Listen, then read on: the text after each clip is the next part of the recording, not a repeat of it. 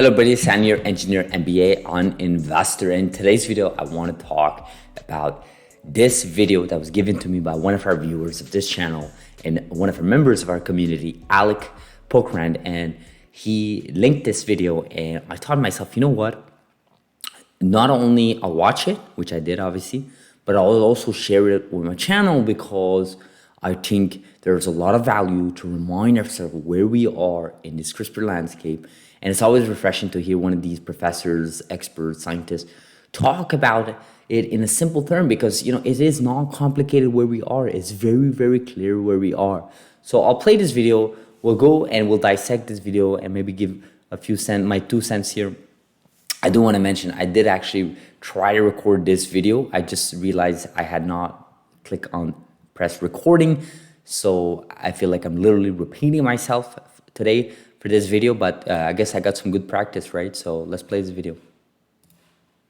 As the most recent remarkable data set, the medicine, the specific CRISPR medicine that is being used in the US and in Europe by CRISPR Therapeutics was used in China on 2 children, one age 7 and one age 9, with beta thalassemia, which of course, you know, you have to get a transfusion of red blood cells every 2 weeks or else you die. You know, a month after being CRISPR'd, these children are not just transfusion free, they have completely normal levels of hemoglobin.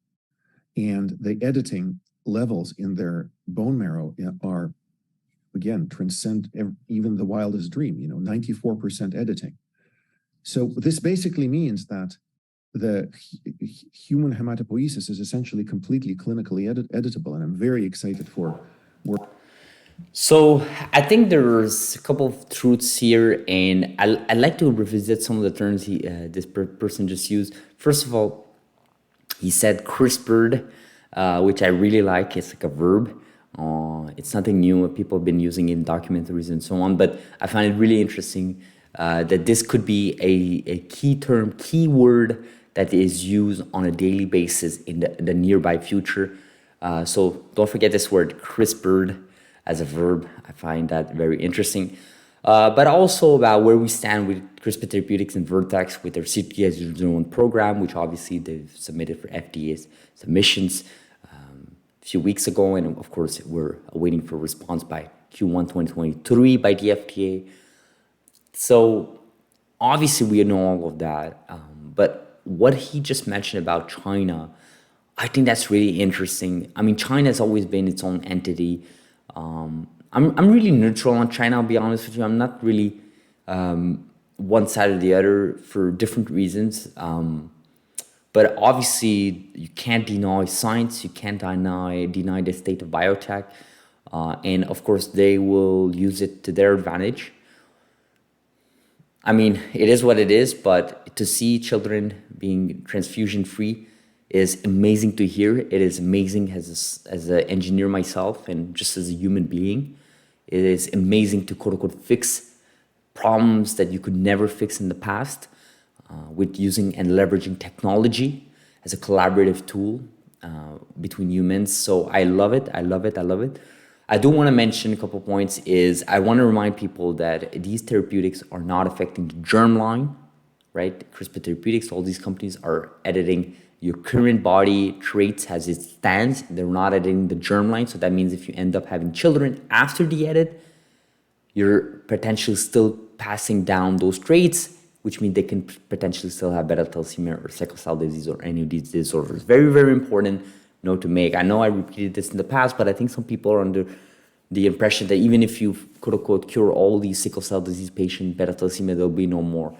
There will always be a market for it. Unfortunately, I know it's a bad term to use because it's not good, and I'm embarrassed to even use the word. There will always be a market for it. But for these businesses, they will obviously generate profits and revenues off it continuously until we somehow accept as a society to edit germline, and basically at that point we'll be modifying genetic traits, hair, beard, height, muscular, eye color, and so on.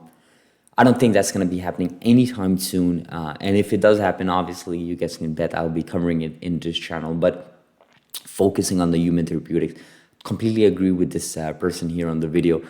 We are obviously very, very close here.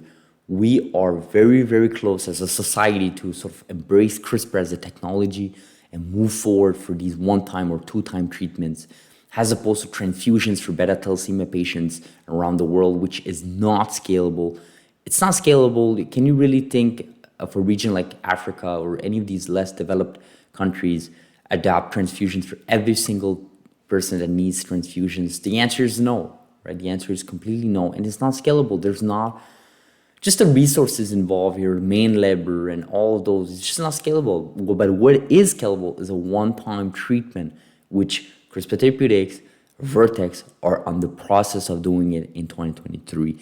We'll see where other companies are with their programs, but very, very exciting times. Just wanted to basically, like I said, play this video, give you guys insight here, my thoughts here. And of course, always refreshing here to hear an individual sort of simplify where we stand. And of course, China's involvement in this is very interesting. So let me know in the comments below, guys, what you guys think about this video.